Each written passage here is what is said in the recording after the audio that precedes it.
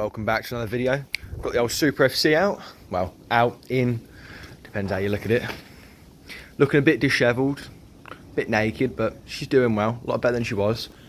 Full set of new tyres. Beautiful as always. She's missing her nose cone, we'll get back to that in a minute. She's got a lovely Lucas 6-volt battery. Actually got some power behind her. A beautifully welded seat. It'll do. It didn't have one beforehand. I think it's an improvement. New spark plugs, HT leads, all that fun stuff. New oil filter in here.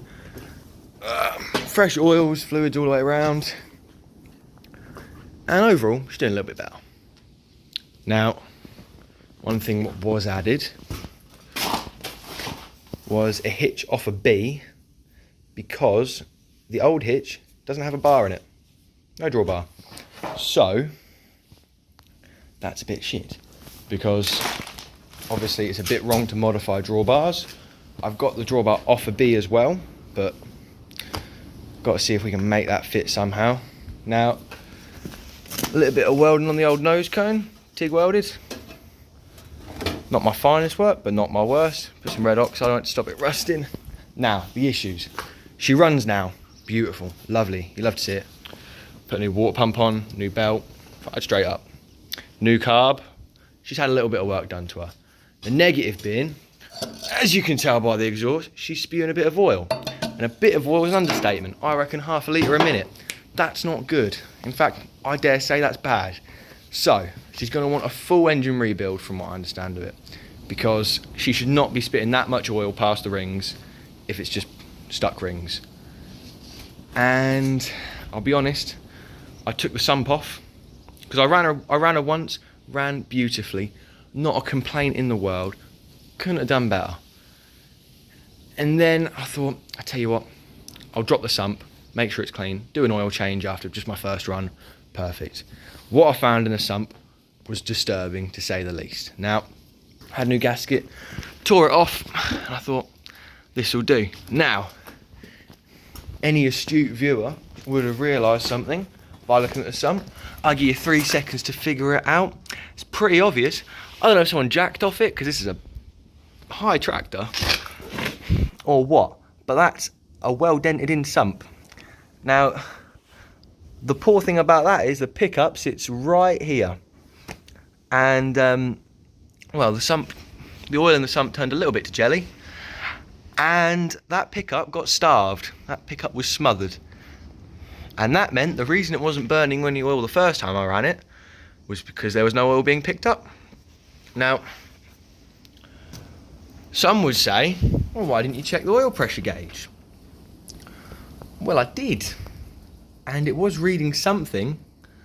And I'll be honest, I have no clue what kilograms per centimetre cubed is for an oil pressure readout. So I assumed we're all right, at least for a little run. We weren't all right.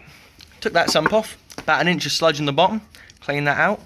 Not a lot of metal, but what metal there was about the size of a small piece of sand and sharp.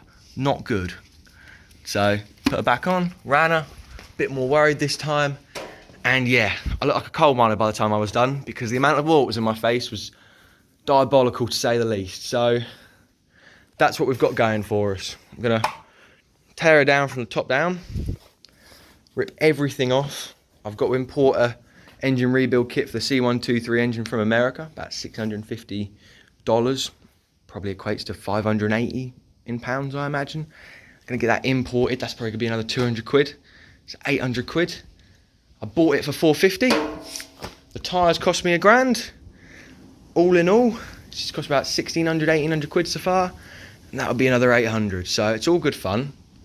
And I finally have a 500 quid tractor. I only spent £2,500. And if you can't knock that, I don't know what you can, to be honest. Bloody brilliant. Admittedly though, positives being the brakes work lovely. Well, that one just, we don't talk about that, needs adjusting. Hydraulics probably work. Haven't had need to test them yet. I mean, that's for future me to figure out. And a real deal breaker, the horn doesn't work. And I don't know what to say about that, to be honest. It's a right rum do. Positives. I've got some spare bits. bits and bobs. I wouldn't call them good bits and bobs, but I've got them. I had the beautiful opportunity to tear down a B before it got scrapped. So instead of these big yellow French lights, I can actually put some good clear 6-volt lights on. I've got a distributor which appears to be the exact same design and fitment, so that's good.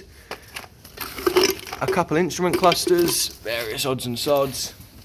And overall, while she isn't there yet, she's getting somewhere. I don't know where she is right now, but somewhere's better than the scrap. So, can you really knock it? But yeah, that's what I've done to her so far. Next order of business, rebuild that. Get the tin work back on before I lose it. And get rid of that terrible, terrible hand painting job someone's done, because by God, if that isn't poor, I don't know what is. Anyway, I'll catch you on the flip side. Have a good one. That's my little hunk of scrap. I don't know what else to say. Have a good one.